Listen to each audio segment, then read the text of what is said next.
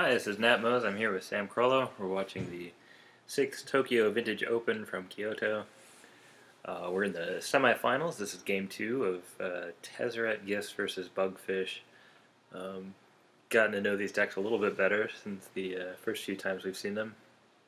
You'll get to see their opening hands here. It's a pretty good opening hand from Tezzeret Gifts. Yeah.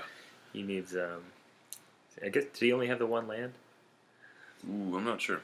I noticed he had an Abrupt Decay. Yeah, that's He's got a lot of cards in this deck. Yeah, he's playing a lot of one-ofs, I think. I mean, that's pretty typical for a Gifts deck, and Abrupt Decay is probably a sideboard card against the fish. But oh yeah, that's a good point. It's a good card to bring in. Yeah, I think he's gonna. Unless you think he has a removal package for Gifts. I mean, he might. But I think in this case, it looks like he's probably just gonna run the Ancestral out here and see what happens. Yeah. He didn't see any other big options. Seems like his opponent's going to want to counter that if he can, maybe? Yeah, let's see what he wants to do. Wow, force pitching your own Ancestral. I'm not sure I agree with that, but... yeah, because how does that work? You end up with more cards if you keep it and play your own Ancestral? If your opponent doesn't counter it. Well, okay, I mean, you sort of assume that the only 2 blue cards in the fish player's hand are Force and Ancestral, because otherwise you pitch anything other than Ancestral, right? Correct. Yeah, that's a good point. So, I mean, I think I would try to resolve my own Ancestral first. Yeah.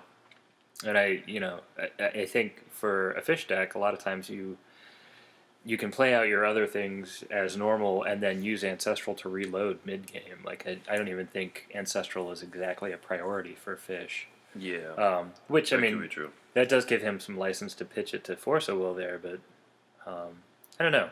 I guess in a deck like Gifts, I sort of value Ancestral less than a lot of other players. I mean, drawing 3 random cards isn't...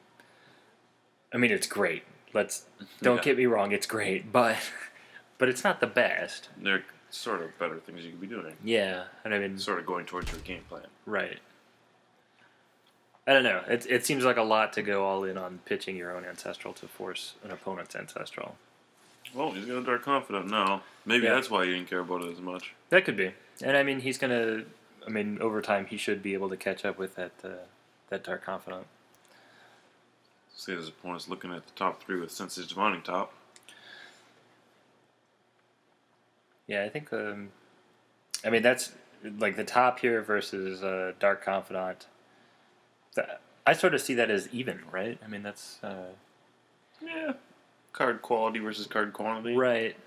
Which is it's not too far off, at least. A pretty fair battle in Vintage. I mean, you have.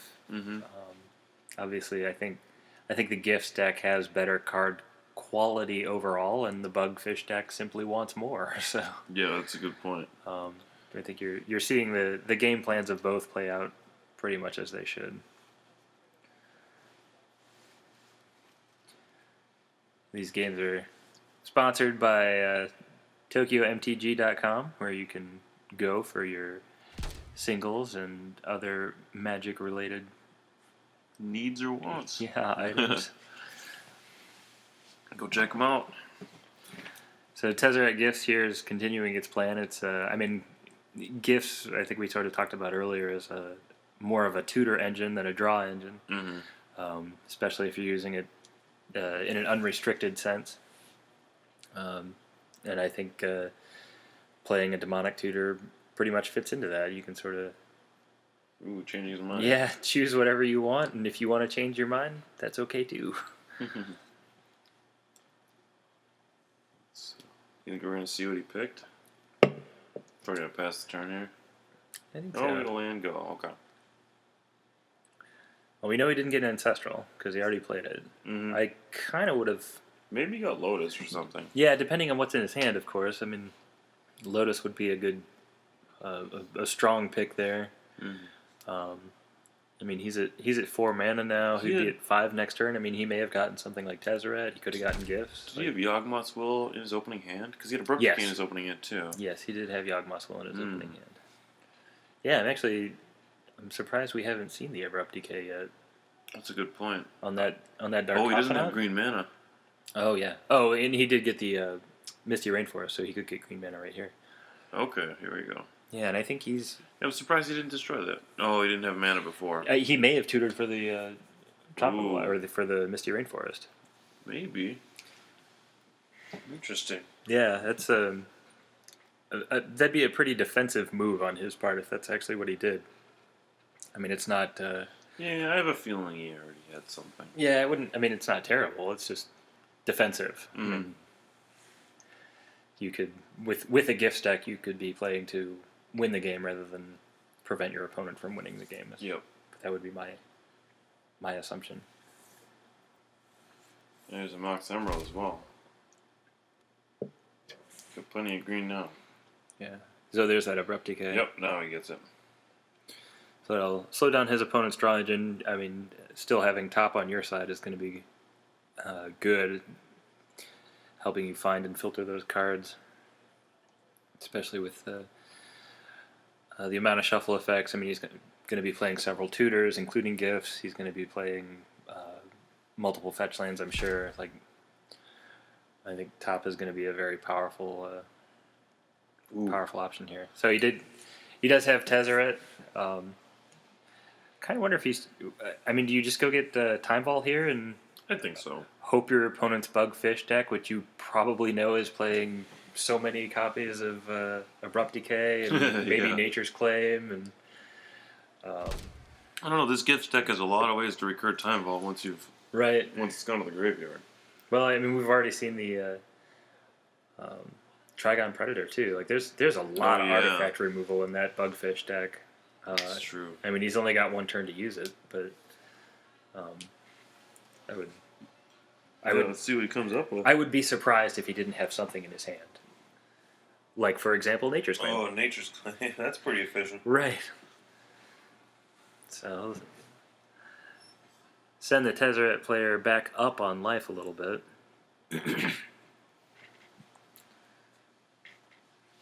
I like Nature's Claim as a card. Yeah, I do too. I think super efficient. Right. And it does so many things in Vintage. I mean, you can use it against Shops, you can use it against Oath, you can use it against Tezzeret. There's just as long as you can afford to be a little bit unconcerned with the life gain, I think you're in pretty good shape. Exactly. So, Tezzeret Gifts here is going to play the Regrowth to get back Time Vault, and we'll try this again. Yep. So there's Time Vault in play. Goes to untap it with Tezzeret. And there's another Nature's Claim. Another Nature's Claim. It's funny because we didn't see either of those with Bob. Yeah, right. Yeah, we haven't seen a lot of what the Bugfish player has been drawing. I feel like it's been mostly lands. Yeah. So, passing back. So, I mean, Tezzeret, the Gifts player still has Yawgmoth's Will in hand, right? He started with that in his opening hand. Yeah, he should still have Yawgmoth's Will. So, I mean, he could just be... So, he has the mana. He should be able to just Yawgmoth's Will for the Time Vault this turn now? Will the Bugfish player have the third answer? For third time's a charm. And, of course, if he does get rid of it under Yawgmoth's Will, it'll be gone forever. You won't have to worry about it again. Exactly. Then you got to up that Tezzeret so you can attack with it. Yeah, right. Well, attack with your artifacts. Yeah, he's got plenty of artifacts in play already. I mean, he could potentially win with that anyway. That Deathrite Shaman's trying to beat him down, though. Yeah. Well, he's at 21 because of those two Nature's Claims. Or he's trying to hold the Tezzeret down. Yeah.